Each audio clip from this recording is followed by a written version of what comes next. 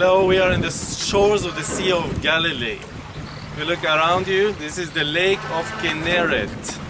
And we are standing in the northern western side of the lake. In this area where the Jewish towns, Capernaum, Chorazin,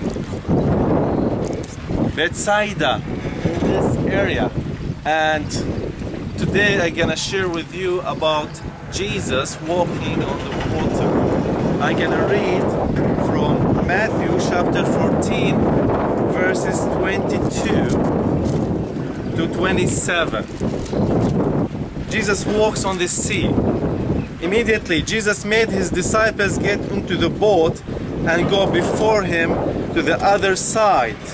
When it said immediately Jesus made his disciples get into the boat, is in this side of the shore, north and western side, where you're seeing right now, and go to the other side.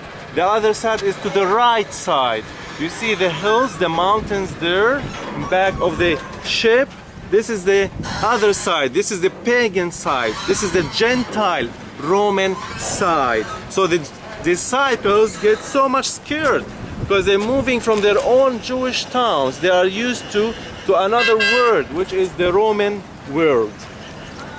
While he sent the multitudes away. Verse 23. And when he had sent the multitudes away, he went up on the mountain by himself to pray. Now when evening came, he was alone there. It says when evening came, it means that the disciples were a long time on the ship by themselves. But the boat was now in the middle of the sea, tossed by the waves, for the wind was contrary. Now in the fourth watch of the night, Jesus went to them walking on the sea. It says in the fourth watch of the night.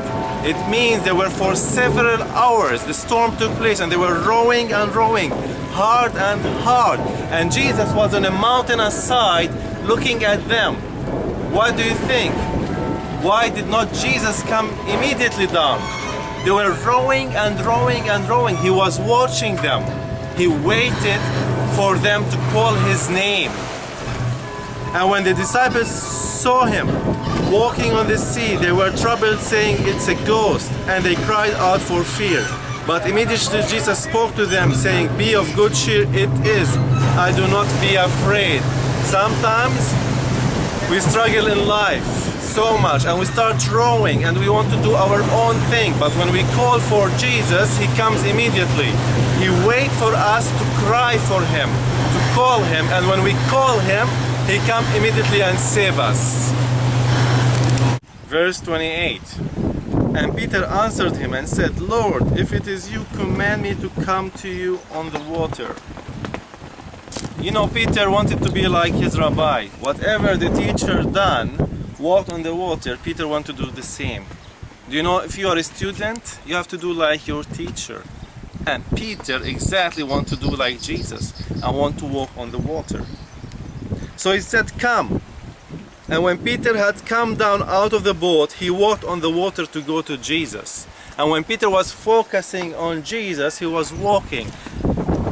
And we say in verse 30, but when he saw the wind was boisterous, he was afraid, and beginning to sink, he cried out, saying, "Lord, save me." And immediately Jesus stretched out his hand and caught him and said to him, "O you of little faith, why did you doubt?" And when they got into the boat, the wind ceased. Many Christians like to live in the boat. Jesus is calling us to go out of the boat. We made our churches like fortresses, like shelter for us. But we need to go out of the boat to reach the people.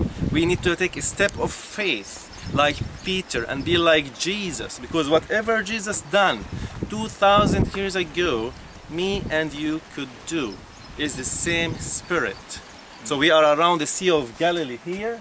You could see the Tiberias, the town in the far horizons, and this is the northern western side of the shore of the Sea of Galilee, where Jesus has spent most times in doing his ministry. 70% of Jesus' teaching is in this area, the northern western side of the lake.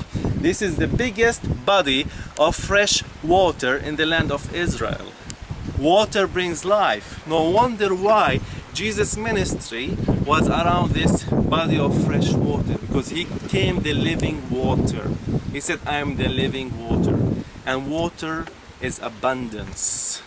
And Jesus' ministry for almost 3 years was around the biggest body of fresh water in the Galilee. Thank you so much for being a member in twinstours.org. Visit us again for more teachings.